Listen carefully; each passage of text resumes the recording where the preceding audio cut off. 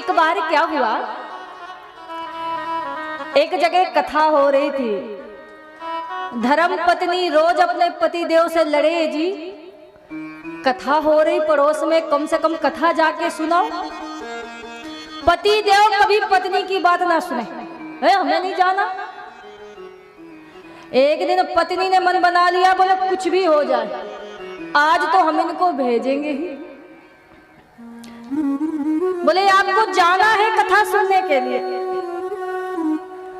अब पति देव जैसे ही गए, सेठ आदमी थे, कथा चल रही थी, व्यास जी बैठे थे, संबोधन कर रहे थे। उसी समय सेठ जी का आना हुआ और व्यास जी का कहना हुआ, आइए आइए आइए, बैठिए बैठिए बैठिए। अब जैसे ही सेठ जी आए तो जितने सारे लोगों ने देखा कि भाई आज हमारे यहाँ ये सेठ जी आए, तो बड़ा स्वागत सम्मान किया, आइए आइए आइए, विराजिए विराजिए विराजिए, बैठिए।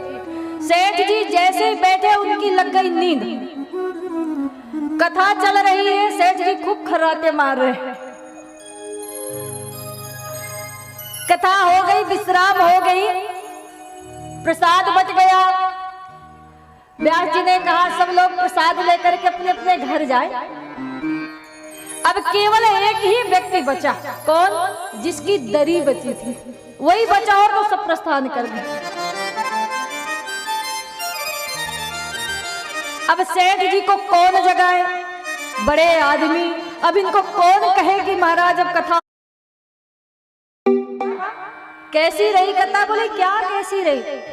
3 शब्द सुनाई दिए, आइए आइए आइए, बैठिए बैठिए बैठिए, जाइए जाइए जाइए। पत्नी ने कहा महामूर्ख है और ये दोबारा जाएगा नहीं, क्या करूं? तो कहा अरे सुनो जी, ये मंत्र है, ये 3 मंत्र आपको बोलना है और देखना कितना फायदा होता है। अच्छा ये मंत्र है? हाँ।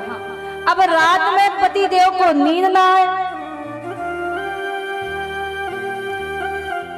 जब पति देव को नींद ना आए तो वही मंत्र बोलने लगे, आइए आइए आइए, बैठिए बैठिए बैठिए, जाइए जाइए जाइए, आइए आइए आइए, बैठिए बैठिए बैठिए, जाइए जाइए जाइए। और ये जब मंत्र बोल रहा था उसी समय चोरों का आना हो गया। यहाँ सेठ जी का मंत्र कहना हुआ और चोरों का आना हुआ। चोर आए, इतना सारा माल लिए हुए, पोटली बनाए हुए। सेठ जी मंत्र बोल रहे, जैसे ही कहा आइए आइए आइए, चोर सावधान। अरे भैया सावधान, सेठ जी ने देख लिया तो चुपचाप बैठ गए। सेठ जी कह रहे बैठिए बैठिए बैठिए। चोर ने कहा हो गया काम, जितना सारा माल था सारा कुछ छोड़ा, दौड़ लगा दिए। बोले जाइए जाइए जाइए। धर्म पत्नी ने देखा और पति देव आए, बोले देखो देखो देवी ये क्या है? जैसे ही देखा तो जितना सारा माल बना रखा था पोटली में, देखा अरे राम राम राम, ये क्या इतनी जल्दी मंत्र सिद्ध हो गई, ये तो हम जान ही नहीं रहे थे। वाह प्रभु, कितनी बड़ी